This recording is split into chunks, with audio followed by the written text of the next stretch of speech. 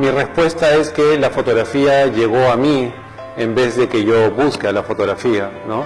Y lo que sucedió básicamente es que yo terminé el colegio y no sabía qué estudiar y estaba muy inclinado a la historia, quería estudiar historia del Perú, pero mi papá me dijo: de eso no vas a vivir, ¿no? Métete en una carrera que sea más lucrativa, ¿no? Entonces postulé a la universidad, no ingresé, y mientras que pensaba qué hacer con mi vida, porque ya mi papá me había cerrado el caño y me dijo: ya de acá, ya tú ve qué haces, entré a trabajar de profesor de inglés a un colegio.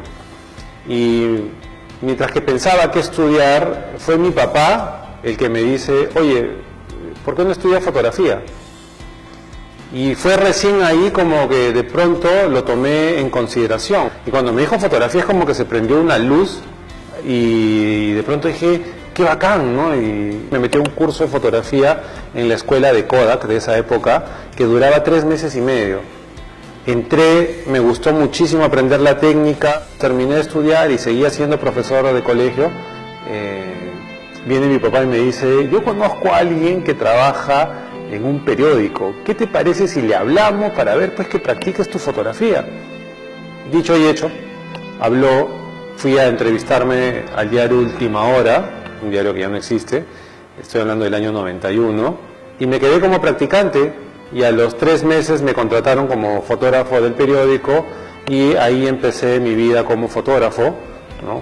Cabe mencionar que me encantó ser fotógrafo de prensa, he sido fotógrafo de prensa diaria durante 18 años ininterrumpidos, he trabajado en diarios como El Comercio, como el Diario Oficial El Peruano, la agencia Associated Press y otros periódicos que ya no existen, como Última Hora, como el Diario Uno, como Diario Uno de la época, como la revista Vea.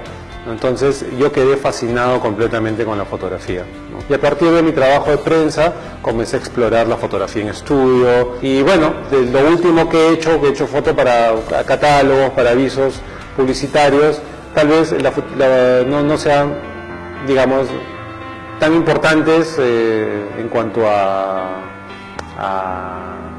recordación, ¿no? Porque los catálogos se van renovando cada 3 meses, entonces es como tienen un tiempo de vida muy corto. Tal vez lo que más te puedo decir ahora son las fotos de conciertos de bandas que a mí me han gustado muchísimo, que desde chiquillo, y que ahora en los últimos años tuve oportunidad de fotografiar, ¿no? Por ejemplo, Metallica, que siempre fue mi sueño y tuve la oportunidad de tomarle fotos, ¿no? Esos archivos, por ejemplo, sí los tengo, ¿no? Hay fotografías de momentos, ¿no?, que me impactaron mucho y que lamentablemente no tenga. Esa es la gran frustración, porque en mis épocas, cuando yo empecé, todas las fotos que yo hacía se quedaban en el periódico, ¿no? Y no tuve, o sea, nunca me imaginé que el periódico no iba a durar. Entonces muchos de los archivos no sé ni dónde están, pues pertenecen a periódicos que ya cerraron, ¿no? Entre esos archivos está, por ejemplo, el golpe de Fujimori, ¿no?, los días posteriores al golpe.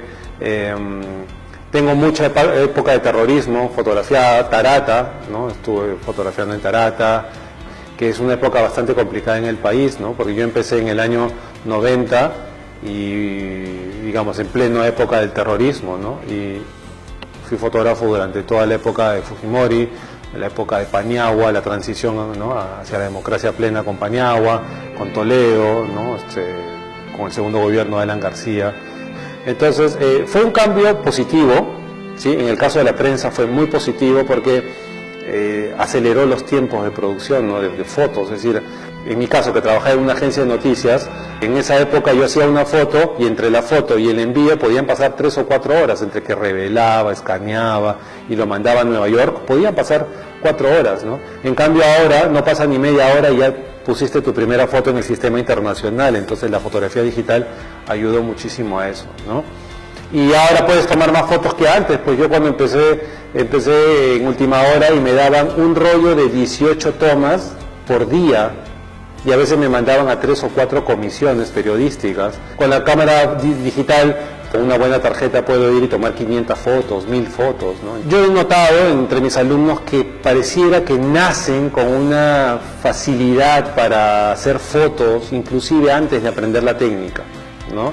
Entonces sí, probablemente hay un talento pues involucrado, pero también yo creo que se puede aprender y se puede llegar lejos con la perseverancia. Es decir, si te gusta puedes aprender.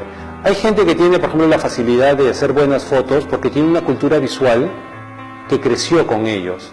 Y a veces se debe simplemente al entorno en el que crecieron. Cuadros en las paredes, padres que les fascinaba la fotografía o el cine, ¿no? Entonces recogen información visual sin quererlo y que luego en el momento en que tienen que aplicarlo sale naturalmente, ¿no?